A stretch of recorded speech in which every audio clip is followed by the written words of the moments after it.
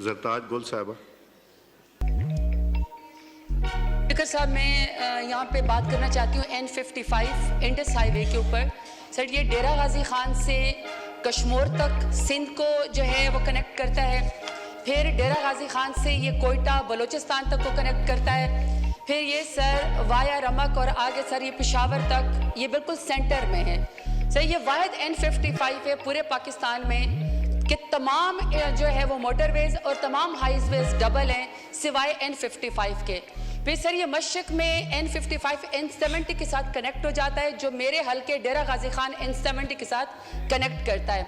अब सर मसला ये है कि जो हाईवेज बनाई जाती हैं वो इसलिए बनाई जाती हैं कि एक तो ये जल्दी सफ़र इसके ऊपर मुमकिन हो, दूसरा इंसान मंजिल पे पहुंच सके। पर अनफॉर्चुनेटली सर N55 पे और N70 पे हर 2 किलोमीटर के बाद 4-4 फुट के गड्ढे जो है उसके अंदर पड़े हुए हैं। दूसरा सर जो है इसके ऊपर इतने एक्सीडेंट हो जाते हैं। अभी जो मौजूदा रिपोर्ट है, पूरे पंजाब में डेरा गाजी खान में सबसे ज़्यादा माजूरी बढ़ गई है एक्सीडेंट की वजह से। सर, ये ऑथेंटिक रिपोर्ट है। तो हर एक साल में रिपोर्ट कहता है कि साल में 1000 इंसानी जाने सर इस इंडस हाईवे के ऊपर, इसको कातिल रोड कहना शुरू हो गए, इसके ऊपर ज़ाया हो जाती हैं और माजूरी का शिकार हो जाते हैं। सर, मैं सिर्फ तवज्जो ये दिलाना चाहती हूँ कि हमारी दौरे हुकूमत में मैंने खुद कम्युनिकेशन मिनिस्टर के साथ ये अप्रूव करवाया था N70 का Rajanpur to Dera Ghazi Khan to Taunsa road. Sir, फिर जब PDM की हुकूमत आई और फिर ये निगरान हुकूमत आई, उसका काम बिल्कुल रुक गया।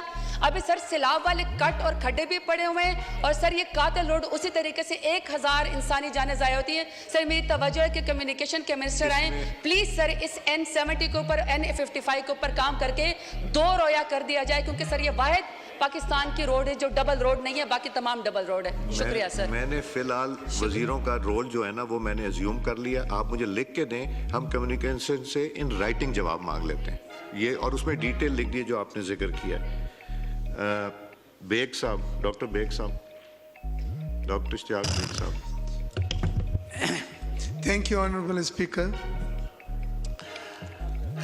I've raised this issue before also, but because of the constraints of the time, I was not giving a chance. But it's a very, very important issue of my constituency, Karachi. कि सुई सौदरन gas वालों ने ये कहा था कि जो gas का प्रेशर नहीं आ रहा है वो सर्दियों की वजह से है, और सर्दियां ख़त्म होने के बाद ये गैस आ गए जॉइंट सेक्रेटरी साहब, नॉर्मल हो जाएगी। आ गए जॉइंट सेक्रेटरी साहब। नहीं,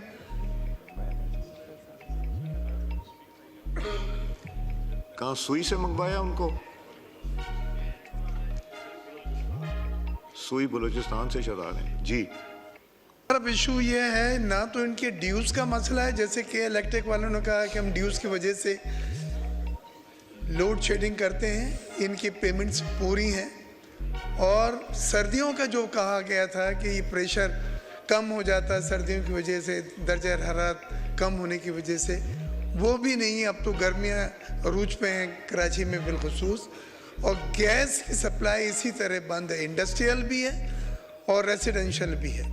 तो मेरी रिक्वेस्ट ये है कि अब क्या रीज़न है, 2 रीज़न जो वो देते हैं अमूमन वो तो नहीं है, मैं देख कर आया हूँ अपने तौर पे, और मुझे फिर हल्के में जाना है और लोगों को फेस करना है। मैं उनसे वादा कर आया था कि कराची में गैस की लोड शेडिंग के लिए इंशाल्लाह बात करके उसको हल कराएंगे। मुझे लिख के दीजिए, मैं खुद ही उनसे जवाब मंगवाता हूँ। I will ask them to reply within 7 days, और आपको रिटन जवाब आएगा। इसी तरह बाकी मेंबरान का भी जी। हमीद हुसैन साहब, हमीद हुसैन साहब का माइक खोलें जी। औज़ुबिल्लाहि मिनश्शैतानिर्रजीम, बिस्मिल्लाहिर्रहमानिर्रहीम, नहमदुहु व नुसल्ली अला रसूलिहिल करीम, अम्मा बाद। स्पीकर साहब, मैं मशकूर हूँ। तकरीबन 4-5 दिन से मैं रिक्वेस्ट कर रहा हूँ, आज मुझे टाइम दिया है। मेरा ताल्लुक़ ज़िला कुरुम हल्का N37 से है, और ये ऐसे हल्का है कि जहाँ से हर वक्त तफरीकी सियासत की गई है, और यहाँ पे कभी शिया सुनी, कभी तूरी बंगश कबाइल, कभी किसी तरीके से सियासत की गई है। लेकिन अल्हम्दुलिल्लाह मैं ये कह सकता हूँ कि मेरे कायद सेनेटर अल्लामा राजा नासिर अब्बास और कैदी नंबर 804 ने मेरे अवाम को ऐसे तस्बीह के दानों की तरह परो दिया कि बग़ैर किसी तफरीक के मेरे ये जो इलेक्शन हुई है, मुझे जो इलेक्ट कर दिया गया है, इसमें बग़ैर किसी तफरीक के मैं असेंबली में आया हूँ। मैं इधर ये बताता चलूँ कि मेरा ऐसे हल्का है कि जहाँ मैं ना बिजली का ना डेवलपमेंट का, मैं किसी चीज़ का इधर मैं दरख्वास्त नहीं करता। मैं इधर सिर्फ़ और सिर्फ अमन के लिए दरख्वास्त कर रहा हूँ कि खुदारा हमें अमन दीजिए, हमें अमन चाहिए। मेरे इलाके में हमारे अवाम खिते की खूबसूरती और खिते की जो ताकत है वो कभी सामने नहीं लाई गई। अगर रिपोर्ट हुआ है तो सिर्फ दहशतगर्दी या लड़ाई का रिपोर्ट हुआ है और उधर की कभी अवाम के बारे में कोई ऐसी रिपोर्ट शाया नहीं हुई। और खुदारा आज तक हम इस चक्कर में फिरते रहे हैं कि हम कौमी मफाद में काम कर रहे हैं, हम पाकिस्तानी हैं, लेकिन अफसोस की बात कि हमें आज तक दहशतगर्द या पाकिस्तानी एंटी पाकिस्तानी आगे बताया जा रहा है कि ये एंटी पाकिस्तानी है, ये कबाइल जो हैं हमें बिल्कुल पाकिस्तानी ही नहीं समझा जा रहा। तो मैं ये इस ऐवान की थ्रू मैं रिक्वेस्ट करता हूँ, खुदारा हमें अमन चाहिए, हमें अमन दे। मेरे इलाके में, मेरे हल्के में यकीन करें घंटों घंटों जनाजे बैरियर पे खड़े होते हैं, उनको जनाजों को आगे नहीं जाने देता। और उसमें सिर्फ ये बात होती है कि थ्रेट्स हैं। किस चीज़ की थ्रेट्स हैं? अगर थ्रेट्स हैं तो उधर भी खड़े हैं, उधर भी थ्रेट्स हैं, लेकिन घंटों से जनाजे खड़े होते हैं, घंटों से इमरजेंसी की एम्बुलेंस खड़े होते हैं। तो मैं इधर ये रिक्वेस्ट करता हूँ कि हमें डेवलपमेंट, तो हम ये कहते हैं कि फंड्स रिलीज हुए हैं, हम ये नहीं कहते कि गवर्नमेंट ने फंड्स नहीं दिए, लेकिन कोई भी डेवलपमेंट का काम नहीं हुआ इलाके में। मैं इस हाउस की उसातत से मैं ये कहता हूँ कि खुदारा ये हमें अमन दे। और दूसरा ये रिक्वेस्ट कर रहा हूँ कि पता चल जाए कि ये फंड्स किधर गए हैं, कहाँ यूटिलाइज हुए हैं। तो आखिर में मैं ज़्यादा टाइम नहीं लेता, चूँकि टाइम नहीं है, तो कुछ अशार मैं इस पे ख़त्म कर देता हूँ कि सारे देश में दस्तूर ये बनाया गया, सवाल जिसने उठाया उसी उठाया गया, जो सरफराज थे ज़िंदान कहा गए उसको, जो सरनगून थे उन्हें तख्त पे बिठाया गया। तमाम शहर में यूं ही नहीं है खामोशी, ज़बान काट के लोगों को चुप कराया गया। बता रहा है ये लहजा हमारे मुनसिफ का, किसी का लिखा हुआ फैसला सुनाया गया। और अमीर शहर के आंगन में रोशनी के लिए हर एक आंख पे रखा दिया बुझाया गया, और तमाम शहर की इबरत के वास्ते यारो हमारे सर बाजार में पिराया गया। तो मैं आखिर में स्पीकर साहब फिर एक दफ़ा रिक्वेस्ट करता हूँ कि खुदारा हमारे इलाके को अमन दीजिए, हमें अमन की ज़रूरत है, और अमन दे। हमारा इलाका बहुत पसमानदा है, बहुत ज़्यादा, और अमन से हम तरक्की कर सकते हैं। और अदर ये तो और बात है कि मैं कह दूँ कि लोग लोड शेडिंग की बात करते हैं, हमारे 1 घंटे की बिजली आती है, वो भी बारी से, एक दिन बाद बारी आती है हमारी बिजली की, और उस तरह बिजली बिल्कुल है ही नहीं। आपकी मीटिंग अरेंज कर दूं इंटीरियर मिनिस्टर से, ताकि लॉ एंड ऑर्डर का डिस्कस कर लें। ठीक, मैं कर लेता हूँ। ठीक है, thank you sir. Asiya Ishaq साहबा।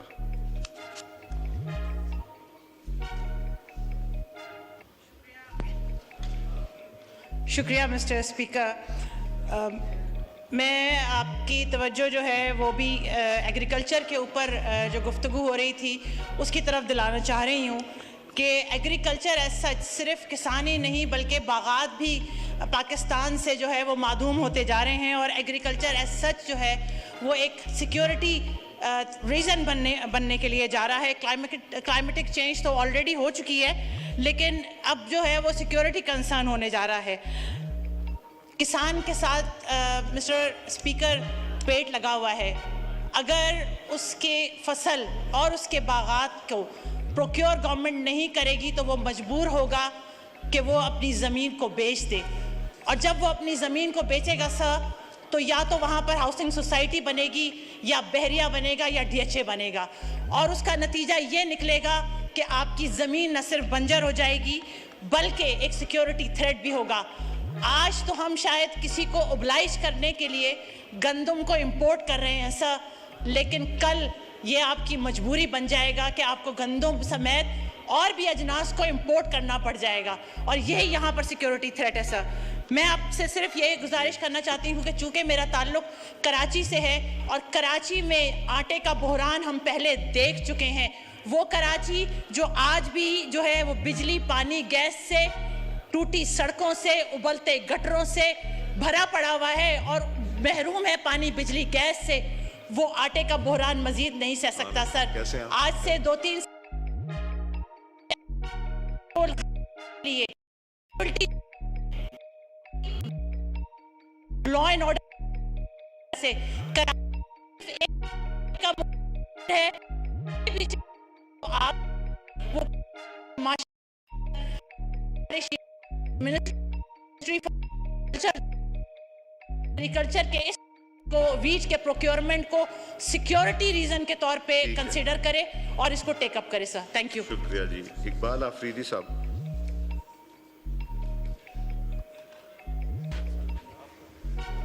शुक्रिया जनाब स्पीकर साहब। मेरा ताल्लुक एक स्पाटा से है और मैं एक अहम इशू आपकी तरफ पेश करना चाहता हूँ। हमारे गुज़श्ता 3 साल पहले जो हमारे मुतासिरीन दहशतगर्दी की वजह से आए थे, न उनको IDPs का स्टेटस दिया गया, न उसकी वापसी की गई, और वो अब भी पड़े हैं मुख्तलिफ इलाकों में, और उन रोजगार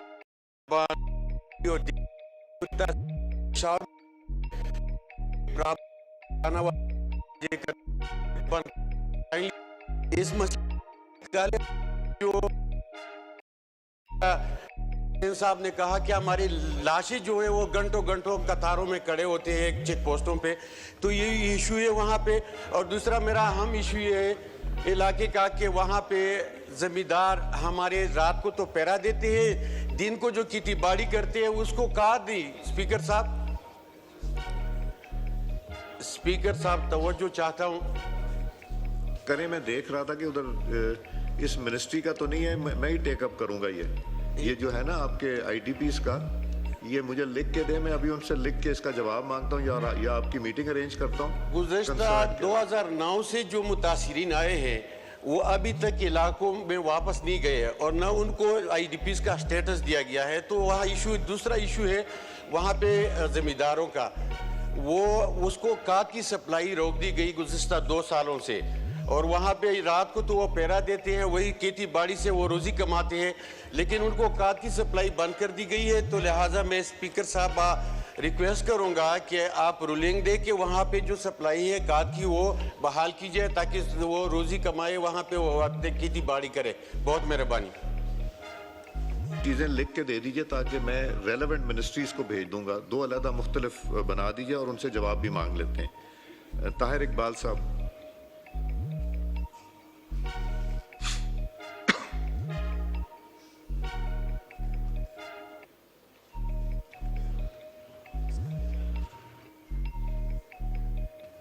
जी ताहिर इकबाल साहब, खुला हुआ है माइक आप? सर ये माइक खोलेंगे तो तब खुला हुआ है, मुझे तो खुला नजर आ गई है, अब आया सर।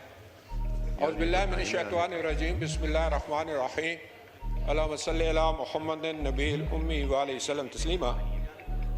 जनाब स्पीकर, सबसे पहले तो रिक्वेस्ट ये है कि हमें कोई तरीका बता दिया जाए। मैं 3 दिन से हाथ भी खड़ा कर रहा हूँ, बटन भी बता रहा हूँ, लेकिन बारी नहीं आ रही। सो हमें कोई तरीका बता दिया जाए कि किस तरह हम अपनी बारी बात करने के लिए ले सकते हैं। मैं बता दूं तरीका? ये बता दें। ये सारे ऑनरेबल मेंबर्स के लिए है। मुझे यहाँ से 15 हाथ खड़े हुए नजर आते हैं, मेरे लिए मुश्किल है डिसाइड करना, तो इसलिए मैंने सर परसों भी नाम मेरी बात सुनिए, मैं तरीका बता रहा हूँ, तरीका जो प्रैक्टिस हो जाए आसानी हो जाती। हर जमात का विप जो है वो हमें लिख के दे देता है कि ये प्रायोरिटी मेरी है। अब आपका जब लिख के आया है तो मैंने आपको दे दिया है, तो इसलिए तरीका तो यही है कि अपने विप को दीजिए।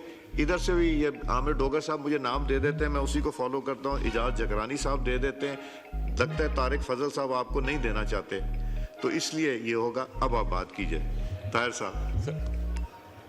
सर सबसे पहले तो मैं दुआ करता हूँ कि अल्लाह पाक इस हुकूमत को कामयाबी दे और मुल्क को हम मुआशी तौर पे सिक्योरिटी के लिहाज से हर तरीके से सीधे रास्ते पे चला सके। बात यह है कि सर, हमने मुआशी सिस्टम को ठीक करने की बात कर रहे हैं सारे, कि मुआशत ठीक होगी तो पाकिस्तान सही पटरी पे चढ़ेगा, लेकिन हमने तो अपने रब और अपने रसूल के साथ जंग शुरू कर रखी है। और ये सूदी निज़ाम जब तक हम अपने निज़ाम से दूर नहीं करेंगे उस वक्त तक यहाँ मुआशी तरक्की नहीं हो सकती। बहुत दफ़ा मिनिस्टरों ने कहा, सागदार साहब भी जब आए पिछली दफ़ा कहा कि हम सूदी निज़ाम ख़त्म करेंगे, लेकिन पता नहीं कौन सी वजूहात हैं कि इस पे डिस्कस ही नहीं होता और बात ही नहीं होती। मैं चाहूँगा कि हम लोग सारे मिल के ऐसा निज़ाम वज़ा करें ताकि आहिस्ता आहिस्ता इस सूद के निज़ाम से हमारी जान छूटे और अल्लाह का रहम और फजल हो इस मुल्क पे, हम माशी तौर पे तरक्की कर सकें। जी शुक्रिया। पॉइंट ऑफ ऑर्डर आज, अच्छा जी सर, कोई थोड़ी सी बात कर लेने दें, मेहरबानी करें जी। दूसरी बात यह है कि सर, सिक्योरिटी का मसला है और आजकल दोबारा ये दहशतगर्दी शुरू हो रही है। हमें इंटेलिजेंस एजेंसीज को और सबको मिलके ये बात तय करनी होगी कि इनको हमने कैसे काउंटर करना है और पाकिस्तान की हिफाजत कैसे करनी है, क्योंकि आज भी आए दिन बम ब्लास्ट हो रहे हैं, कत्लो गारत हो रहा है, दहशतगर्दी हो रही है। लाशें उठा के अपने घरों तक लेके जाएंगे, इसके लिए सिंसियरली सारा सिस्टम डेवलप होना चाहिए। हम आज हर तरफ बात कर रहे हैं कि डायलॉग होना चाहिए, मुआशी डायलॉग होना चाहिए, सियासी डायलॉग होना चाहिए। मैं कहता हूं कि सर एक ग्रैंड डायलॉग होना चाहिए जिसमें आर्म फोर्सेस हो, जिसमें जजेस हो, जिसमें पॉलिटिशियंस हो, जिसमें ब्यूरोक्रेसी हो और other stakeholders should be included into this. और ये काम एक का दिन या 2 दिन का नहीं है सर, ये बैठ के तकरीबन 1 माह तक दिन रात मेहनत करके तो ये को डेवलप करें अपना सिस्टम। ठीक है। आर्मी वाले अपना निज़ाम ले आए कि वो क्या चाहते हैं, जजेस बताएं वो क्या चाहते हैं। हो सकता है हम उनके सारे पॉइंट्स पे एग्री ना करें, लेकिन चंद पॉइंट जो एग्री कर दें, फिर एक मसौदा तैयार हो जो इस असेंबली में आए और हम सारे मिल के उसको अप्रूव करें और आइंदा आने वाले वक्तों में हुकूमत उसके मुताबिक चले और सिस्टम पाकिस्तान के मुताबिक चले। जब तक ये ग्रैंड डायलॉग जो 1 आध महीने का टाइम दे के नहीं बनता, उस वक्त हम रोज यही कहते रहेंगे कि गंदम की पॉलिसी नहीं है, आज जनाब दहशतगर्दी की पॉलिसी नहीं है आज। तो ये ग्रैंड डायलॉग मैं समझता हूँ is a must at this stage for Pakistan. ठीक है, and we need to do that. और दूसरा ये कहना चाहूंगा सर, तीसरा कि ये हमारे एमएनएस माशाल्लाह ऑनरेबल मेंबर्स हैं जी, खोलें जी, तो इनसे आप क्या काम लेंगे जी। ठीक, इनमें बहुत सारे एक्सपर्ट हैं सर, जो एग्रीकल्चर के एक्सपर्ट्स हैं, डॉक्टर्स हैं, बिजनेसमैन हैं। मैं समझता हूं कि इनकी टीमें बनाई जाएं और हर मिनिस्ट्री जहां पे इनकी रिक्वायरमेंट है वहां पे एक सेल क्रिएट किया जाए जहां पे बाहर से भी एक्सपर्ट हो।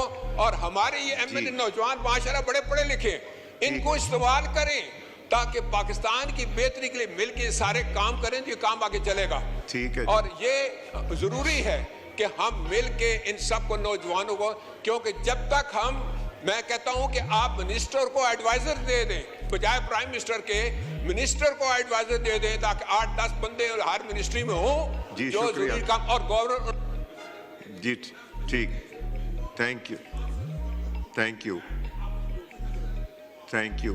तशरीफ रखें, हो चुके ना 5 पॉइंट ऑफ ऑर्डर, नहीं प्लीज तशरीफ रखें, नहीं प्लीज तशरीफ रखें, बाद में यहाँ आ गए जी। मिनिस्ट्री ऑफ पेट्रोलियम से कोई साहब तशरीफ लाए हैं? मिनिस्ट्री ऑफ, आपका क्या, आप जॉइंट सेक्रेटरी लेवल के हैं? आप जॉइंट सेक्रेटरी लेवल के हैं? जॉइंट सेक्रेटरी हैं? आपको तकलीफ हुई या माजरत चाहते हैं, आपको बुला लिया, कोई 11 बजे सेशन शुरू होता है, आपको तकलीफ तो नहीं हुई आने में? हम सब इंतजार कर रहे थे आपका, बल्कि अगली दफा कहेंगे तो फूल फेंकेंगे आपके ऊपर जब आप यहाँ तशरीफ लेके आएंगे। आपको नहीं पता थी कि आपकी जिम्मेदारी है कि यहाँ जॉइंट सेक्रेटरी लेवल से नीचे नहीं आना चाहिए? आपको पता है आप वहां से बात नहीं कर सकते, मेरा तो ख्याल है हमें माइक आपको दे देना चाहिए हाउस की इजाजत लेके, तो आप पेट्रोलियम के बजाय आप ही जवाब दे दें। ये नोट करने का फायदा कुछ नहीं। If you take the parliament this seriously, DG साहब, जॉइंट सेक्रेटरी साहब जो भी हैं, तो नेक्स्ट टाइम सेक्रेटरी साहबान आएंगे, नथिंग लेस देन सेक्रेटरी। मैं लिख के आज फिर से भेज रहा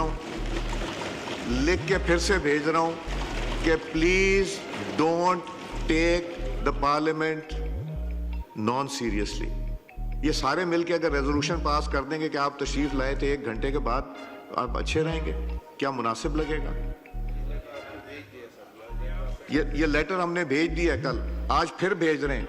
हर सेशन से पहले ये लेटर भेजेंगे कि आना भी जरूरी टाइम पे। तशरीफ रखें जी। मेरे साथ बात हो गई आपकी। अभी यहाँ पे इंटीरियर मिनिस्टर साहब तशरीफ लाए। इंटीरियर मिनिस्टर साहब, नहीं प्लीज आप तशरीफ रखें। इंटीरियर मिनिस्टर साहब यहाँ नहीं, मैं बारी बारी दे रहा हूँ, अभी दिया इधर।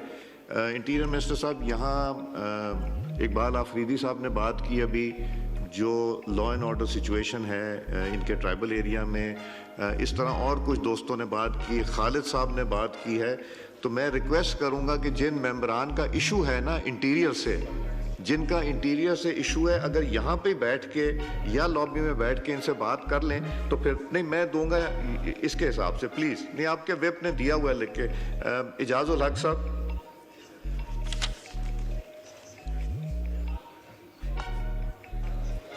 जी इजाजुल हक। जी शुक्रिया जनाब स्पीकर। बिस्मिल्लाहिर्रहमानिर्रहीम। सर मेरा बहुत एक मुख्तसर सा सवाल है, और आजकल जो मुश्किलात का सामना करना पड़ रहा है किसान को, उस हवाले से है। मिनिस्टर ऑफ फूड सिक्योरिटी तो यहाँ नहीं है, लेकिन अगर आप उन तक मेरा पैगाम पहुँचा दें कि इस दफ़ा अल्लाह के फजलो करम से जो क्रॉप हुई है वीट की, वो अबंडेंट है, यानी कि बम्पर क्रॉप है। और किसानों को इस वक्त मुश्किल ये पेश आ रही है कि पंजाब गवर्नमेंट ने एक बड़ा अच्छी स्कीम बनाई है, लेकिन इतने कम ज़मींदार के लिए कि वो ज़मीन जो है ना बहुत कम लोगों के पास है, यानी कि 6 एकड़ ज़मीन हो और 1 एकड़ पर आपको सिर्फ 6 बोरियां मिलें, यानी 6 एकड़ वाला जो किसान है पंजाब के अंदर, उसको 36 बोरियां मिल रही हैं, जो कि मैं समझता हूँ 6 एकड़ को भी नहीं कवर कर सकती। तो जिसकी 6 एकड़ से ऊपर ज़मीन है वो तो समझ लें कि हाथ खड़े करके बैठा हुआ है। दूसरा अल्टरनेट है जो है वो पास्को है। पास्को के जो प्रोक्योरमेंट के इंचार्ज हैं, उनसे मेरी बात हुई है, वो सिंध में गए हुए थे और वहाँ पे वो जो है प्रोक्योरमेंट के सिलसिले में गए हुए थे। तो मैंने उनसे रिक्वेस्ट किया कि भावलनगर का एरिया जो है, per capita production of wheat and cotton, मेरा ख्याल है कि सबसे ज़्यादा पाकिस्तान में अगर हो रही है तो वो उस इलाके में हो रही है। तो बजाय उस इलाके को तवज्जो देने के कि उस इलाके का भी जो रिमोट एरिया है, सबसे ज़्यादा प्रोडक्शन वहाँ होती है, मरोट का इलाका, और उसके आगे फिर चोलिस्तान शुरू हो जाता है। तो पास्को ने वहाँ दफ्तर ही नहीं खोला हुआ, जहाँ भावलनगर में उनके ऑफिस हैं 3 तहसीलों में, लेकिन 2 तहसीलें जो हैं उन्होंने बिल्कुल उनको छोड़ दिया है, यानी कि फोर्ट अब्बास और मरोट का एरिया जो है फोर्ट अब्बास तहसील का। तो मैंने जब उनसे रिक्वेस्ट की तो उन्होंने कहा कि आप पहले मिनिस्टर फूड सिक्योरिटी से बात करके पास्को का पूरे पाकिस्तान के लिए कोटा बढ़वाएं, और फिर हम सोचेंगे कि हमने आपके इलाके में वहाँ पे पास्को का दफ्तर खोलना है कि नहीं खोलना। तो इस सिलसिले में मैं समझता हूँ कि एक तो पंजाब गवर्नमेंट को नज़रसानी करनी चाहिए कि 6 एकड़ से ऊपर वाले किसान जो हैं उनको मौका देना चाहिए, उन इलाकों में भी अपने दफ्तर खोलने चाहिए। अभी भी मैं समझता हूँ कि पिछले साल की जो स्टोरेज है वो इतनी अबंडेंट है कि अभी तक वो भी पड़ी हुई है, तो मज़ीद गुंजाइश नहीं है फूड डिपार्टमेंट के पास पंजाब में और पास्को के पास कि वो ख़रीदारी करे। लेकिन किसान बेचारा तो रुल जाएगा, फिर उसके पास जगह ही नहीं होगी कि वो ऑफलोड कहाँ करे अपनी क्रॉप को। तो इस पे मैं समझता हूँ कि हुकूमत को भी और पंजाब हुकूमत को भी गौर करना चाहिए। बहुत शुक्रिया जनाब। शुक्रिया जी। जमशेद दस्ती साहब। बिस्मिल्लाहिर्रहमानिर्रहीम। शुक्रिया जनाब स्पीकर। गुजारिश है कि एक तो मेरी तहरीक इस्तकाक थी चेयरमैन नादरा साहब के बारे में, जनाब से भी मेरी रिक्वेस्ट है, आज माशाल्लाह एक अच्छी रिवायत है और आप मेम्बरान का हुकूमत हो या पोजीशन हो उनका आप नोटिस ले रहे हैं और हमें ये उम्मीद है कि जो हमारी अफसर शही है, जो गालिबन नौकर शही है, उनको किसी का एहसास हो और अवामी नुमाइंदा अगर फ़ोन करता है, अपोजिशन हमारी असम्बली में है, बाहर हमारी कोई अपोजिशन नहीं है, तो मेरी ये रिक्वेस्ट है कि चेयरमैन नादरा के ख़िलाफ़ और बल्कि मिनिस्टर साहब बैठे हैं, उनको ठीक है हमारे लिए मोहतरम है, वो लेफ्टिनेंट जनरल हैं, हम एहतराम करते हैं, मगर यहाँ बतौर चेयरमैन नादरा मैं एक अवामी नुमाइंदा हूँ और मेरे ऊपर ज़िम्मेदारी है कि मैं उससे बात कर सकता हूँ और मैं अपने मसले पे, मगर बदकिस्मती ना वो फ़ोन सुनते हैं ना वो फ़ोन का जवाब देना चाहते हैं। इस हवाले से कम अज़ कम ब्यूरोक्रेसी को ये ज़रूर पाबंद करें कि हमारे जो जायज़ मामलात हैं हमें रिस्पेक्ट दें, वरना फिर हमारा यही फोरम है। मेरी जनाब से तवज्जो की भी दरख्वास्त है कि अगर मेहरबानी करके थोड़ी सी जनाब तवज्जो। स्पीकर साहब जी बात कीजिए। अच्छा, मल्टीटास्किंग हाँ, मेरी तहरीक इस्तकाक का मैं जिक्र कर रहा था, तो वो मेहरबानी करके ये मिनिस्टर साहब यहाँ मौजूद हैं। दूसरी गुजारिश है कि रात से हमारे घरों में छापे शुरू हो गए हैं। पहली तो चीज़ है कि हमारा एहतजाज, पुरअमन एहतजाज हमें आइन और कानून इजाज़त देता है। अगर पुरअमन एहतजाज हो रहा है, हम यहाँ नहीं हैं, मेरे घर पे भी पुलिस गई है, वज़ीर दाखिला साहब से पूछते हैं कि कितने हमें और मारोगे, अभी आप थके नहीं हैं? अगर आप थके नहीं हैं तो बताओ, या तो हमें उठा के इस मुल्क से निकाल दो, या हम एक पुरअमन शहरी हैं, एक MNA भी हूँ, हमारे भाइयों भतीजों को चारों तरफ पुलिस खड़ी हुई। और दूसरा दिन है जनाब स्पीकर, और ये आप इसकी रिपोर्ट भी मंगवा सकते हैं, या कहीं कोई रोड ब्लॉक है, कोई एहतजाज है, कोई मसला, कोई अमन के मसला है, तो हम सजा भुगतने को तैयार हैं। मगर ये तरीका खुदा के वास्ते अब ये मामला पाकिस्तान डंडे के जोर पे नहीं चल सकता। जनाब स्पीकर, ये मुल्क को हम डंडास्तान नहीं बनाना चाहते, बहुत कुछ हो गया है, बहुत कुछ हो गया है। अब मजीद अगर किसी के जहन में, अगर किसी जनरल साहब की सोच है कि हम इसको डंडे पे चलाएंगे, किसी सियासतदान की सोच है, तो ये मुल्क अब डंडे पे नहीं चल सकता। हम मरने को तैयार हैं। हमारी इज्जतों पे जनाब स्पीकर हमले हुए, मैं आप हमारे लिए मोहतरम है, हमारे घरों पे हमले हुए, हमारे बीवी बच्चों के साथ एक शर्मनाक खेल खेला गया। और जो पिछला इलेक्शन जो कुछ हम गुजार किया है, और मोहसिन नकवी साहब वज़ीर आला पंजाब थे, इनकी सरपरस्ती में जो सारा जुल्म हुआ, अभी ये वज़ीर दाखिला है, तो हम इनसे ज़रूर पूछेंगे कि आप एक मिस पे बैठे हो, ये IG पुलिस जो है ये क्या कर रहा है? चोरियाँ जनाब स्पीकर, मैं एक मिनट सिर्फ, जो डकैतियाँ, चोरियाँ, लॉ एंड ऑर्डर की सूरत इंतहाई शर्मनाक है।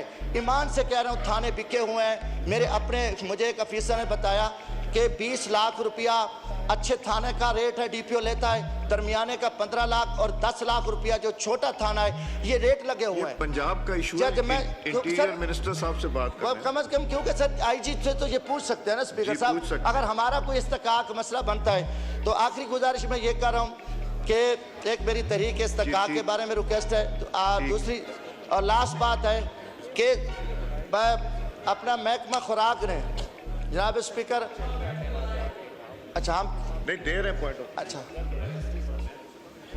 महकमा खुराक में, सर एक मिनट, महकमा खुराक में ने अभी तक खरीदारी शुरू नहीं की है पंजाब में। मतलब पास्को तो ठीक है, एक वो उनका एक अपना तरीक़ाकार है। मेरे इलाके में, मेरी तहसील मुजफ्फरगढ़ में अभी तक जो है ना ख़रीदारी शुरू नहीं की, और 2700-2800 रुपये फ़ी मन, और गंदम हमारी तबाह हो रही है। हमने यूक्रेन से, रूस से जो गंदी कीड़े थे, जो शर्मनाक, मैं समझता हूँ कि जो सौदेबाजी हुई है, उसकी कोई जिम्मेदारी उठाने को तैयार नहीं है। अब पाकिस्तान में अल्हम्दुलिल्लाह सिंध है और पंजाब में इतनी खूबसूरत गंदम हुई है, हम किसान को मार रहे हैं, हम किसान को कत्ल कर रहे हैं। जनाब स्पीकर, थोड़ी सी तवज्जो दरकार है। तो ये पिछले दिनों भी बड़ी तफसीली इस पर बहस हुई है, मगर अभी तक हमारे किसान के साथ जो जुल्म हो रहा है, ज़्यादती हो रही है, उस पर हुकूमत टस से मस ही नहीं हो रही, और हुकूमत को कुछ पता ही नहीं है कि हमने करना क्या है। अगर वो किसान सड़कों पे आए, एहतजाज करे, आएगा, तो फिर हम उस पर डंडा बरसाएंगे, उनके ऊपर 780 के पर्चे दर्ज करेंगे। ये एक बहुत बड़ा जुल्म है। और आखिरी गुजारिश है कि मेरा नाम स्टाफ लिस्ट में शामिल किया है। अब मैं और पासपोर्ट हमें पासपोर्ट नहीं दे रहे। हमें ये बताया जाए कि हमने कौन सा जुर्म किया है। और सिर्फ अपोजिशन को जो तहरीक इंसाफ के लोग हैं उनके नाम इन्होंने रोके हुए हैं। हाई कोर्ट हम जाते हैं, हाई कोर्ट से हमें रिलीफ मिल जाता है, मगर यहाँ पे हमें कोई रिलीफ नहीं मिलता। अगर एहतजाज करते हैं फिर हमारे ऊपर बैन लगता है। क्यों? जब अगर हमारी हक की बात ही नहीं सुनी जाएगी फिर हमारे ऊपर ये हमारी जिम्मा, हम असम्बली पे फोरम पे भी एहतजाज करेंगे, बाहर भी करेंगे, और ये फिर हमारा आईनी हक कोई नहीं छीन सकता। हम कौन से दहशतगर्द हैं कि हमारा नाम स्टाफ लिस्ट में है, मेरा पासपोर्ट जारी नहीं कर रहा है, तो फिर कहते हैं इस हाउस की इज्जत होनी चाहिए। हाउस की इज्जत नहीं हो सकती जब तुम हाउस को, मेम्बरान को इज्जत नहीं दोगे। जब एक तरफ हमें हमारे साथ एक बुरी तुरास्तली माँ जैसा सलूक किया जाएगा तो फिर स्पीकर साहब हम एक हद तक तो हम बर्दाश्त करेंगे।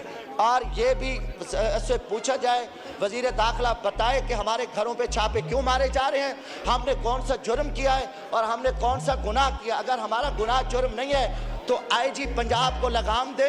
आईजी पंजाब इस टाइम सिर्फ एक पार्टी की सपोर्ट कर रहा है, वो मुस्लिम लीग नून और पीपल्स पार्टी का एक वो रखवाला जो मैं समझो पालतू बैठा है, उसका यही काम है। और पूरे पंजाब यरगमाल हुआ है, हर तरह की चोरी, डाके, डकैतियां, बदमाशी अरूज पे आए। तो कम अज कम जो क्रिमिनल माइंड के ऑफिसर हैं उनको सिर्फ इसीलिए बिठाया गया कि उन्होंने सर एक शुक्रिया। पॉइंट ऑफ ऑर्डर पे आपका आ गया, पॉइंट आ गया जी, लीडर ऑफ ऑपोजिशन। बहुत शुक्रिया। बिस्मिल्लाहिर्रहमानिर्रहीम। जनाब स्पीकर, आपकी तवज्जो मैं मबसूल कराना चाहता हूँ। आर्टिकल 16 कॉन्स्टिट्यूशन का काइंडली ज़रा आप पढ़ लीजिएगा मेरे साथ, और बाकी मेंबर्स को भी मैं पढ़ाना चाहता हूँ। आर्टिकल 16 जनाब स्पीकर कहता है, every citizen shall have the right to assemble peacefully and without arms subject to any reasonable restrictions imposed by law in the interest of public order। जनाब स्पीकर, अभी मेरे फाजिल दोस्त यहाँ पे जमशेद दस्ती साहब ने बात की। यहाँ पे जनाब स्पीकर परसों चौथ से पंजाब के मुख्तलिफ शहरों में सेक्शन 144 इम्पोज किया जा रहा है। और सेक्शन 144 ये सीआरपीसी आपकी यहाँ पे सेक्रेटेरिएट से मैंने मंगा ली है, और इसका आप जरा मुआयना करें और इसको पढ़ें। ये आपके मुख्तलिफ चीजें पूरी करनी होती है, कंडीशनैलिटीज, उसके बाद इम्पोज होता है। यहाँ पे former chief minister, care taker chief minister Punjab, illegal care taker chief minister Punjab मौजूद है, जो कि गैबाना तौर पे इंडिपेंडेंट इलेक्ट होके आ गया। होता नहीं है पर पता नहीं कैसे हुआ। पर जनाब स्पीकर, मैं आपसे ये अर्ज करता चलूं कि इस वक्त मेरे पास ये मोबाइल फोन्स पे नौशहरा विरका NA81 गुजरांवाला में लेके पूरे पंजाब में इस वक्त पुलिस फोर्स इतनी भारी नफरी में आई है सिर्फ पीसफुल असेंबली रोकने के लिए। यहां पे PMLN या कॉल करे या कोई फंक्शन करे, या तो सियासी पार्टी, या तो आप ये हाउस डिसाइड करे कि पाकिस्तान एक डिक्टेटरशिप है, पाकिस्तान एक जमहूरी निजाम नहीं है, यहां पे कोई जमहूरियत नहीं है, यहां पे सिर्फ मुस्लिम लीग नून की डिक्टेटरशिप है, और हमें एक नया हिटलर शहबाज शरीफ के शक्ल में मिला है, और हिमलर जो है वो मोहसिन नकवी मिला है। ये हम लोग या डिसाइड कर लें तो फिर तो दूसरी बात है। पर जनाब स्पीकर, यहाँ पे जितने हमारे साथी हैं लाखों वोट लेके आए हैं, हम लोग इसकी मुज़ामत भी करते हैं, और फिलफोर इस हाउस से इंस्ट्रक्शंस जानी चाहिए पंजाब की इंतजामिया, और बिलखसूस मैं ये बात यहाँ पे बात करता हूँ, इसको आप हज़फ करें या जो भी मर्जी करें, जो पंजाब का IG है वो एक टाउट है, वो करप्ट आदमी है डॉक्टर उस्मान, वो क्लियर कट बात मैं करता हूं। ये टाउट लफ्ज को हम एक्सपेंस करते हैं। मैं आप जो मर्जी करें स्पीकर साहब, पर मैं ये बात मैं क्लियर कट, क्योंकि ये दिल से बात आ रही है। उस शख्स ने अपना मेरा ख्याल है आखिरत भी खराब किया, और लोगों के खिलाफ जो जुल्म जबर होता रहा है। पंजाब पुलिस एक पुलिस फोर्स नहीं रही है, वो पुलिस फोर्स से मर्सनरी फोर्स में डॉक्टर उस्मान और इस शख्स मोहसिन नकवी के किए हुए करतूत की वजह से बनी है। एक डिसिप्लिन फोर्स से इनडिसिप्लिन फोर्स बनी है। और सानिया भावल नगर वो इसी वजह से हुआ है कि वहां पे बगैर वारंट्स के एक घर में गए और वहां पे जिस वक्त उन्होंने रेड किया तो आईजी ने कहा और यहां के ख्वाजा आसिफ ने फ्लोर ऑफ द हाउस पे कहा कि जनाब यहां पे बगैर वारंट के रेड हुए। तो हमारे घरों में ये सारे यहां पे जो लोग हैं, यहां पे क्या पंजाब पुलिस फोर्स और बाकी पुलिस फोर्सेस आके हमारे घरों में गुलदस्ते लेके और वारंट फ्रेम करके आते थे? हम लोग पूछते हैं जनाब स्पीकर इन लोगों से, ये इस पुलिस फोर्स को मर्सनरी पुलिस फोर्स बनाने में ये लोग जिम्मेदार हैं। We condemn this. और दूसरी अहम बात जनाब स्पीकर, यहां पे फ्री असेंबली होनी चाहिए, आपकी चेयर से रूलिंग आनी चाहिए। फ्री असेंबली यहां पे आइन का मैं फिर कोट कर लेता हूं। और दूसरी अहम बात, भावल नगर में ये एग्जाम्पल बनती है कि जिस वक्त पुलिस फोर्स किसी घर में बगैर वारंट के जाए और पुलिस गर्दी करे तो 50-100 आदमी इकट्ठे करके तो उनकी धोबी पटकार या धोबी दुलाओ और डड्डू परेड कराएं तो वो सुधर जाते हैं। क्या ये मैसेज उन्होंने दी है? जनाब स्पीकर, उस इंसिडेंट का मैं फिर फ्लोर ऑफ द हाउस पे बात करता हूं, भावल नगर इंसिडेंट का। वहां पे आपकी जुडिशियल इंक्वायरी होनी चाहिए और उसके साथ साथ आज के हवाले से और उसके सामने और जनाब स्पीकर, आज फिर मैं रिपीट करता हूं, पूरे पंजाब में रात से रेड शुरू है। We condemn that, we condemn this. Order in the house. आप तशरीफ रखें अपनी सीटों पे। और इसका जनाब speaker, we condemn this. Immediate ये पुलिस गर्दी खत्म हो। हम लोगों ने हमेशा पीसफुल असेंबली की है और ये चीज जो है काबिल कबूल नहीं है। और इसके साथ साथ क्योंकि ये इस्लामाबाद कैपिटल टेरिटरी भी इंटीरियर मिनिस्ट्री के नीचे आती है, यहां पे भी इस्लामाबाद में ये इस चीज से नहीं निकल सकते। इस्लामाबाद में भी पीसफुल रैलीज निकलेंगी, किसी किस्म की दफा 144 की जरूरत नहीं है। जनाब स्पीकर, मैं आखिरी दो बात करके फिर यहां पे बैठूंगा। बुशरा बीबी का केस, यहां पे जो उनके साथ जुल्म सितम हो रहा है, एक छोटे से कमरे में अडयाला जेल की अथॉरिटीज ने उनको महसूल करके बंद किया हुआ है। उनको मेडिकल ट्रीटमेंट उनकी मर्जी की नहीं मिल रही। उनके स्कैन्स गवर्नमेंट अस्पताल में उनको मैनिपुलेट करने के चांसेस बहुत ज्यादा थे और जो होते भी रहे। हमारी डिमांड है कि उनको जल्द से जल्द रिहा किया जाए, क्योंकि वो इद्दत केस में कभी प्रोसिक्यूटर इधर भागता है, गवर्नमेंट का वकील कभी इधर भागता है, कभी उधर भागता है। बोगस केस है वो। और जनाब स्पीकर, उनको medical facilities, medical scan private अस्पताल से, शौकत खानम से और शौकत खानम के डॉक्टर से उनको मुहैया की जाए, क्योंकि हमें ये गवर्नमेंट के अस्पताल के डॉक्टर्स और इनके स्कैन्स पे बिल्कुल हमें भरोसा नहीं है, क्योंकि ये मैनिपुलेट होते हैं। जिस तरह के प्लेटलेट्स नीचे से एजेंसीज ने उस वक्त भी मैनिपुलेट किए थे। जनाब वाला, मैं आखिर में आपसे ये रूलिंग एक बार फिर चाहूंगा, आपसे एक क्लियर कट रूलिंग आनी चाहिए कि पंजाब गवर्नमेंट को और यहां पे फेडरल गवर्नमेंट को पाकिस्तान तहरीक इंसाफ के लोगों को दीवार से लगाने की कोई जरूरत नहीं है। हम लोग यहाँ पे ठीक ठाक तादाद में मौजूद हैं। हम लोग मुहिब वतन लोग हैं। 3 करोड़ लोगों ने पाकिस्तान तहरीक इंसाफ को वोट दी है। ये हुकूमत फॉर्म 47 की बैसाखियों पे आई है और ये ऐसी चीजें 2 मिनट में तब्दील हो जाती हैं। जनाब स्पीकर, जिंदगी का और हुकूमत चेंजेस का, मौत का कोई पता नहीं लगता, वक्त आने जाने में कोई चीज नहीं।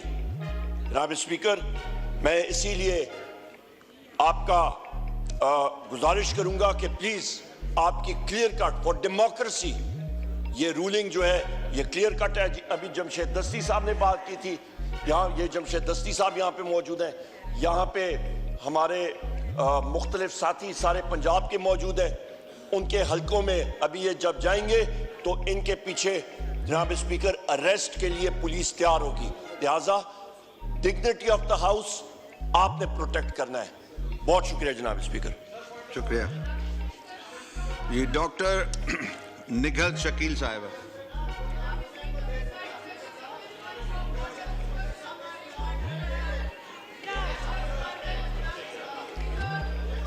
Thank you sir. सर आज का दिन बड़ा मुबारक है।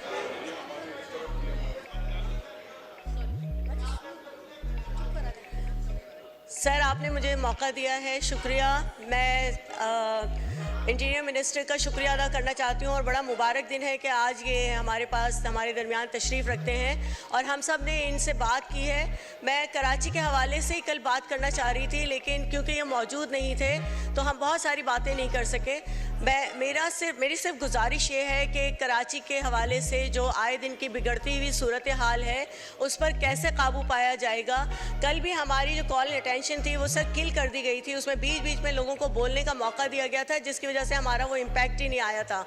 तो सर मैं बार बार यही गुजारिश करूँगी कि कराची में जो नौजवानों का कत्ल हो रहा है छोटे छोटे स्नैचिंग, मोबाइल स्नैचिंग पे और पैसों की वजह से, तो काइंडली हमारे इंटीरियर मिनिस्टर साहब से गुजारिश है कि वो इसको विफाक के तरफ से इंटरवीन करें, क्योंकि सूबाई हुकूमत हमारी नहीं इस पर काबू पा सक रही है। हमारी सूबाई पुलिस भी फेल हो गई है। सर और कितने हमारे नौजवान इस चक्कर में अपनी जान गंवाएंगे, तब हमारे हुकूमत को होश आएगा। तो सर मेरी आप लोगों से बस यही गुजारिश है कि प्लीज़ कराची जो आपका एक माशी हब है, जो आपको कमा के देता है, अगर वो डिस्टर्ब, आप देखें ना इस एक बुरी सी सूरत हाल की वजह से कराची से सारा बिजनेस जा रहा है, कराची से चीज़ें ट्रांसफ़र हो रही हैं। एक तो इलेक्ट्रिक वालों ने इतना परेशान किया हुआ है, गैस वहाँ पे नहीं आती है, लेकिन बिल्स इतने बड़े बड़े आते हैं सर। आप वहाँ पे देखिए कहीं कहीं 12-12 घंटे की जो लोड शेडिंग होती है, उसके बावजूद वहाँ पे बिल जो है 25,000 40,000, ये एक आम आदमी की पहुँच से तो बहुत दूर है। जिसकी 25,000 कमाई है वो किस तरह इतने बड़े बड़े बिल्स पे करेगा। तो सर कराची की हालत इस वक्त ऐसी है जिस पर आप सबको मिलकर तवज्जो देनी होगी। ये मुझे नहीं समझ में आ रहा कि मेरी बात पे ये वो डेस्क पीट रहे हैं या क्या कर रहे हैं। सर मेरी आपसे गुजारिश है कि कराची को इम्पोर्टेंस दीजिए। कराची आपकी शहरग है। अगर आपका शहर कराची स्टेबल होगा तो आपकी इकोनॉमिक कंडीशन स्टेबल होगी। सर शुक्रिया। बार सर बस एक छोटी, वो नए मेंबर साहब आए हैं, उनसे हलफ लेना है तो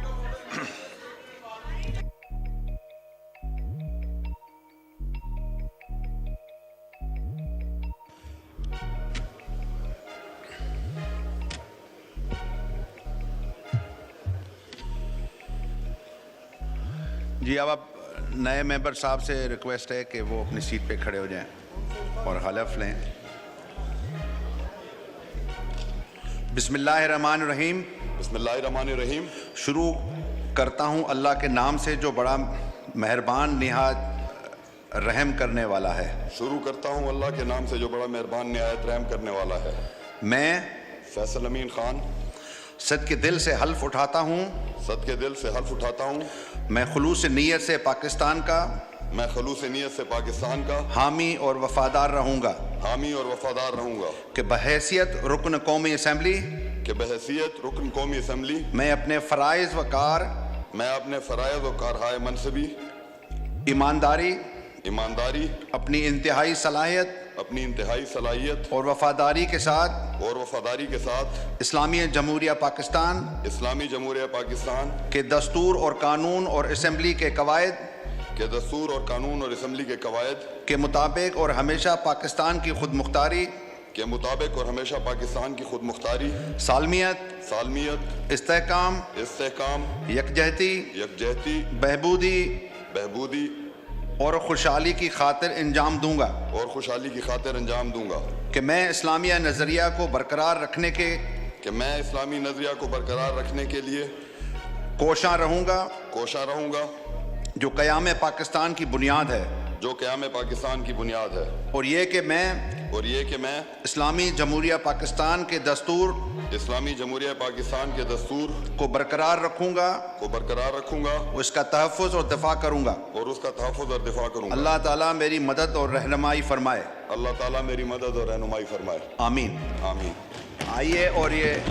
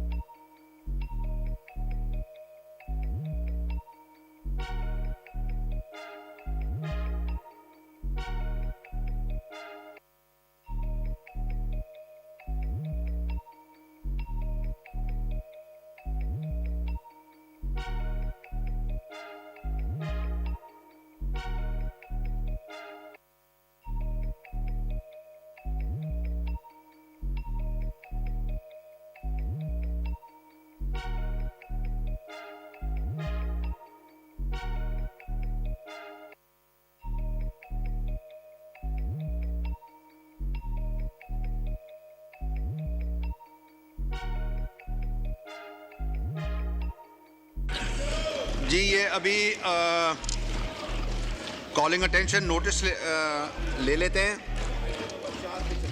आइटम नंबर 4, ये जुमे का टाइम है, फिर नमाज का टाइम हो जाएगा, तो ये ले लेते हैं। डॉक्टर नफीसा शाह, ये कॉलिंग अटेंशन हो जाए, फिर आपको देते हैं। हाजिर।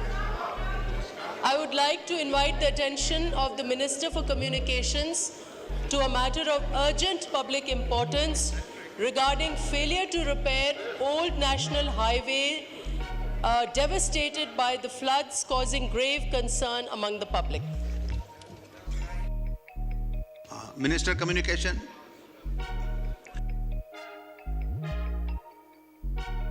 ये इसका हमने जवाब जो है वो दिया है। गुजारिश मेरी ये है जी कि ये इसका रूट जो है वो दूसरा बन चुका है, लेकिन इस रूट के लिए जो हमारी फाजिल मेंबर ने करा है, इसके लिए तकरीबन अप्रॉक्सीमेटली 50 करोड़ की जो है वो एनुअल मेंटेनेंस प्लान 2023 और 24 में अप्रूव हो गया। फाइनेंशियल बिड्स जो है वो 24 अप्रैल को खोली गई हैं और मैं अपनी फाजिल मेंबर को यकीन दिलाता हूँ कि इंशाल्लाह ताला इस महीने के अंदर इसके ऊपर काम शुरू हो जाएगा। इसकी कंप्लीशन डेट जो है वो दिसंबर 2024।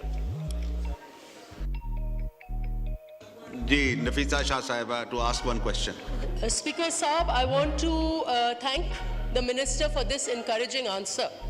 लेकिन मिनिस्टर साहब तो अब आए हैं, लेकिन मैं उनको बताती चलूँ स्पीकर साहब कि ये गुज़िश्ता जब से 2022 का फ्लड आया है, तो ये पूरा के पूरा रोड, आप उससे वाकिफ़ हैं कि ये लेफ़्ट बैंक को लिंक करता है। ये पुराना नेशनल हाईवे है। जब बाईपास बना 2000s में, अर्ली 2000s में, तो फिर ये बेचारा रोड जो है ये किसी भी खाते में नहीं रहा। इसको कोई ओन नहीं करता था और कभी इसका रिपेयर नहीं हुआ। लेकिन जब फ्लड्स आए तो ये मुकम्मल तौर पे ये रोड जो मेरे हल्के से गुजरता है और 4 तहसीलें और फिर नवाबशाह और मीरपुर ख़ास और ये पूरी लेफ़्ट बैंक को लिंक करता है, ये मुकम्मल तौर पे तबाह हुआ। जब वज़ीर आज़म आए तो मैंने उनको एक दरख्वास्त दी कि खुदा के वास्ते ये यहाँ पर लोग रहते हैं लाखों की तादाद में, यहाँ एग्रीकल्चर से मुंसलिक है, ये रोड मेन आर्टरी है, इसको रिपेयर किया जाए।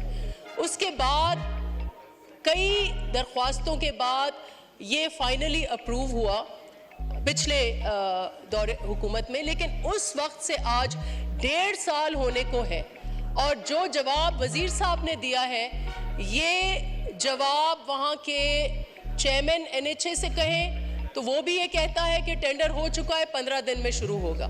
फिर आप लोकल NHA से कहें, वो कहेंगे टेंडर हो चुका है, 15 दिन में शुरू होगा। ये 100 दफ़ा मैंने फ़ोन कॉल्स किए, 3 दफ़ा ये कॉन्ट्रैक्ट हुआ है, 3 दफ़ा बिड ओपन हुई है और 3 दफ़ा ये कैंसिल हुआ है। अब आप मुझे बताएं कि पहले ही हमारे डिस्ट्रिक्ट्स जो हैं वो फ्लड से सताए हुए हैं, लाखों की तादाद में उनके घर तबाह हुए हैं, इंफ्रास्ट्रक्चर तबाह हुआ है, स्कूल तबाह हुए हैं और ये है कि ये मेन शारा ये बन नहीं पाती और ये जवाब में बार बार मुझे सुनने को मिलता है। तो आई नीड एन एश्योरेंस कि ये वाकई होगा ये, या फिर 15 दिन के बाद ये फिर एक जवाब आएगा कि ये 15 दिन के बाद बनेगा और ये स्पीकर साहब, आई रियली वांट कि आप इसको कहीं ना कहीं किसी न किसी कमेटी के एजेंडा में रखें।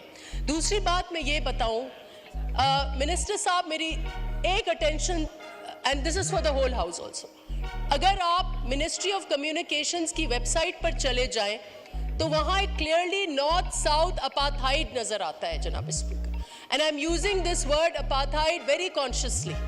अपार्थाइड जो है वो एक हिस्टोरिकल टर्म है साउथ अफ्रीकन हिस्ट्री के कॉन्टेक्स्ट में, जहां पर स्याफाम जो कौम थी उनको इस्तेसाल किया जाता था स्ट्रक्चर्ड तरीके से। यहाँ पर south north south infrastructure apartheid है।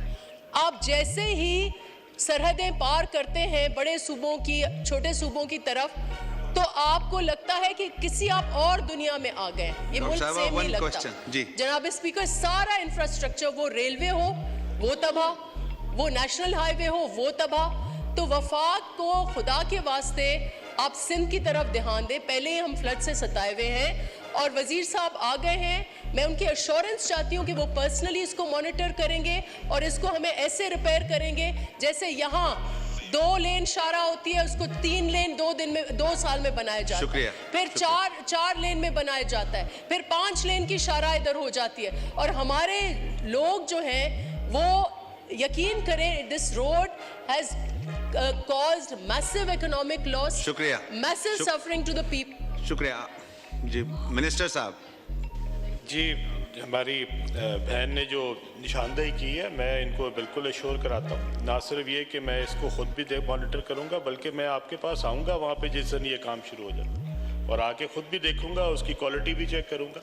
और दूसरा जो मेरी बहन ने बात की है, मेरे पास प्रायोरिटी में जो काम है उसमें बहन सबसे ज़्यादा जो इम्पोर्टेंट चीज़ है वो that is motorway between Sukkur and Hyderabad.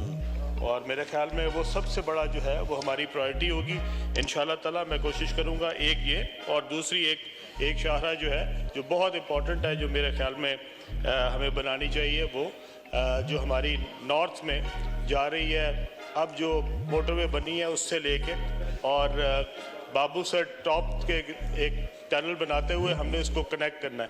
I think that can also be a game changer for Gilgit Baltistan. तो इंशाल्लाह ताला मैं आपको यकीन दिलाता हूँ कि इंशाल्लाह इन दोनों को हमें प्रायोरिटी पे हल कराएंगे इंशाल्लाह।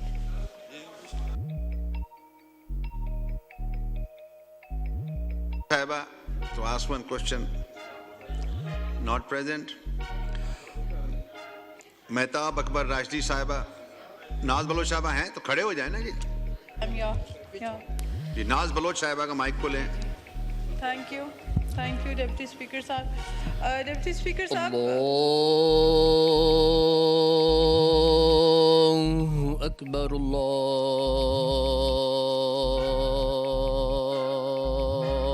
अल्लाहु अकबर, अल्लाहु अकबर, अल्लाहु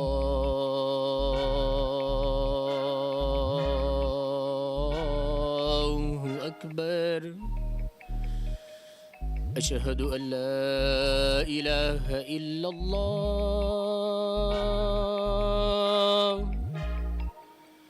अशहदु अल्ला इलाहा इल्लल्लाह, अशहदु अन्ना मुहम्मद रसूलुल्लाह,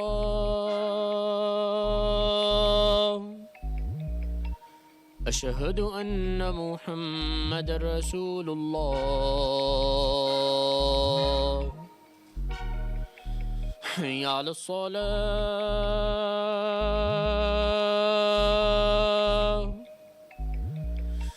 हय्या अलस्सलाह,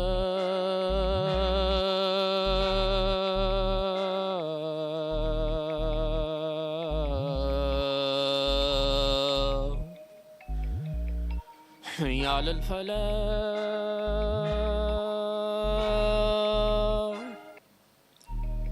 हय्या अलल फलाह।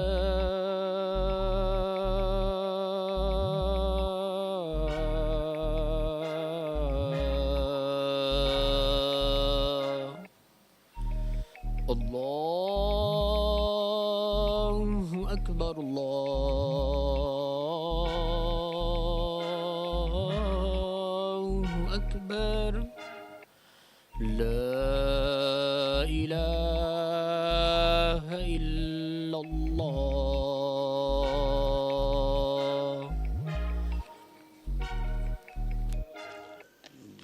नाज बलोच साहिबा. जी शुक्रिया स्पीकर साहब. स्पीकर साहब सबसे पहले तो मैं मेरे दो सवालात करूँगी मैं. एक तो जो इम्पोर्टेंट मसला है वो हमारा जामशोरो टू सेवन जो रोड है, इसमें अक्सर और बेशतर हादसात होते रहते हैं. स्पेशली गुज़िश्ता हफ्ते भी हमने देखा कि बस हादसा हुआ, 7 से 8 लोगों की कीमती जानों का नुकसान हुआ. ये आए दिन का सिलसिला है और इस मसले को बार बार हमने पार्लियामेंट के फ्लोर पे भी उठाया है और चीफ मिनिस्टर सिंध ने भी बार बार इस इशू को हाईलाइट किया है कि इसका काम जल्दी से और तेज़ी से स्पीड के साथ ये काम जो है ये हो ताकि कीमती जानों का नुकसान ना हो. तो मैं मिनिस्टर साहब यहाँ मौजूद हैं, इस मौके का फ़ायदा उठाते हुए उनसे पूछना चाहूँगी कि इस काम में इसकी कंप्लीशन कब तक होगी, ये काम कब तक मुकम्मल हो जाएगा. और दूसरा एक सवाल है वो नौशेरो फिरोज़ सिटी और पटीदिन का जो इंटरचेंज है उसके हवाले से है. और इस सवाल को हमारे ऑनरेबल जो मेंबर हैं यहाँ के नौशेरो फिरोज़ के जुल्फ़िकार बेहर साहब, उन्होंने भी इस इशू को उठाया लेकिन आज तक उनको इस पर कोई खातिर ख्वाह जवाब नहीं मिला और इससे आवाम को बहुत दुश्वारी है. Thank you. मिनिस्टर साहब. बात की निशानदेही की है. मेरे पास चूँकि इसकी कोई डिटेल्स नहीं थी तो मैं उनसे डिटेल्स ले लेता और इंशाल्लाह मैं उनको उसकी पूरी जो तफसीर है वो इंशाल्लाह प्रोवाइड कर दूँगा. जी शुक्रिया. मेहताब अकबर राष्ट्रीय साहिबा. बहुत शुक्रिया. क्योंकि मिनिस्टर साहब तैयार होकर तो नहीं आए क्योंकि उनको नहीं मालूम कि उनसे क्या पूछा जाएगा, तो मैं सिर्फ यहाँ ये अर्ज़ करूँगी कि हम आपको दावत देते हैं कि आप ज़रा बाय रोड तशरीफ़ लाइए और सिंध के हुदूद में दाखिल हो जाएं. रहीम यार ख़ान से आगे जब आप जाएंगे तो आपकी गाड़ी लड़खड़ाएगी, हिचकोले खाएगी और आप जाग जाएंगे और आप कहेंगे मैं कहाँ आ गया हूँ. पता चलेगा कि पंजाब की सरहदें ख़त्म हुई हैं, सिंध की सरहदें शुरू हुई हैं. ये आलम है हमारे हाईवेज़ का, जहाँ बहुत सारी बातें हुई हैं. नफीसा शाह साहिबा ने और नाज बलोच ने भी कहा और मिनिस्टर साहब ने एतराफ़ भी किया कि ये तमाम चीज़ों का ख्याल भी रखेंगे. मैं सिर्फ ये कहूँगी कि कोटरी से सेवन तक का जो रास्ता है वो कोई 7-8 ये हादसात नहीं हुए हैं, बेशुमार हुए हैं. 6 से 10 साल गुजर चुके हैं लेकिन वो जो ड्यूल रोल है वो बन के नहीं देता है. आप कोटरी से ठट्टा वाला रास्ता अख्तियार करें, आपको पता चल जाएगा कि कितनी मुश्किलों से गाड़ियाँ वहाँ से गुज़रती हैं कि सिंगल रोड है. इसी तरह से जिसको आप मोटरवे कहते हैं वो कराची और हैदराबाद वाला, मेरा ख्याल है कि जब आप वहाँ से भी गुज़रेंगे तो आप कहेंगे कि मोटरवे की डेफिनेशन चेंज कर देनी चाहिए. तो ये सब कुछ कहने के बाद मेरा सवाल ये होगा, क्योंकि यहाँ पर एक बहुत इम्पॉर्टेंट बात कही थी नफीसा शाह साहिबा ने कि जो अपार्थाइड वाला जो एक हमें तासुर मिलता है उसको प्लीज़ ख़त्म कीजिए. और मुझे फिर आप ये बताइएगा कि डिटेल्स जो हैं हमारे कि रिपेयर और maintenance of these highways in comparison to the other provinces, हमें पता चल जाएगा कि हमारे तरफ आपकी नज़र करम कितनी है और दूसरे सूबों में. सब सूबे हमारे हैं लेकिन जो शाहराहें मिलाती हैं, जोड़ती हैं, कराची से लेके ऊपर तक आप चले जाते हैं, अगर बीच के हिस्से इतने ख़राब हैं, रिपेयर नहीं हो रही, मेंटेनेंस नहीं हो रही, ज़रूरी नहीं समझा जाता. तो मेरा ये ख्याल है कि अब ये वक्त आ गया है कि हमें बताया जाए कि what is the difference between the other provinces जहाँ मेंटेनेंस और रिपेयर के पैसे दिए जाते हैं या कंस्ट्रक्शन होती है, और सिंध की तरफ कितनी नज़र इनायत है, ये फरमा दीजिए.